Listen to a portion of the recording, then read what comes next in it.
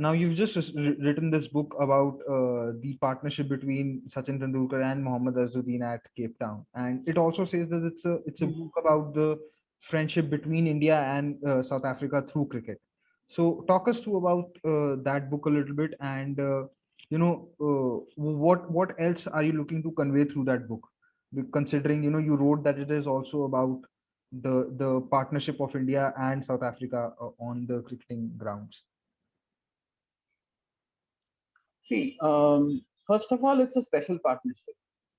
This is, I mean, from just the cricketing viewpoint, if you think of a partnership in Test match, a great partnership, it's typically a long, well stretched partnership. If there is an attack, it happens at one end. Here we are talking about attack at both ends on South African soil against a full strength South African attack. In the first test, India were bowled out for 100 in the first inning, 66 in the second. Here they were 58 for 5. South Africa had posted 500 plus. India were 58 for 5. There was no way India were coming back into the match. That was when Tendulkar and Azhar got together. In the next 2 hours, they added 222 runs. So there was attack at both ends, different kinds of attack. Tendulkar more conventional. Azharuddin was bordering on the reckless that day, but he was connecting everything. So that partnership is special on its own. Now you have to understand that India and South Africa grew together in cricket. India had been playing cricket since for a century before that, but it was only after globalization happened in the 1990, early 1990s that Indians got to watch the Indian cricketers play overseas.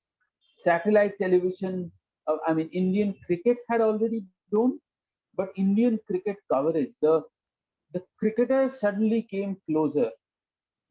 We could actually see Tendulkar and Azharuddin do this. Earlier, there was no live coverage of test matches outside Asia in India. So you couldn't see matches in test matches from Australia or England or South Africa or anywhere. So this was the first place this happened. 96, India had Ganguly and Dravid and Lakshman debuting. This happened just after that. On the other hand, this was also the era when Callis and Pollock had just come into the South African side. And roughly when India had opened its doors to the world through globalization, South Africa had also opened its doors to the world by ending the apartheid era. They are not comparable, but in a way they were again. And the India South Africa relationship grows deeper than cricket. In the 19th century, Indian workers used to, in Indian work, there are plenty of Indian workers, especially in the Durban area. So, and they were discriminated against as much as the African residents during the apartheid era. There was a South African contingency that made entirely of cricketers of Indian origin that toured India in the 1920s. And India and South Africa were in touch. We know that Gandhi's movements began in South Africa when Mandela was released. Mandela was honored with the Bharat Ratna. The Gandhi Mandela Trophy is the only cricketing bilateral contest that is named after people who were not cricketers.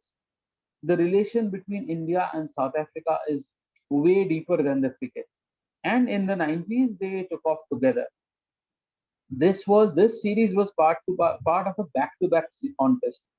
So they played 3 test matches in India. India won the series 2-1, and almost immediately they played 3 test matches in South Africa.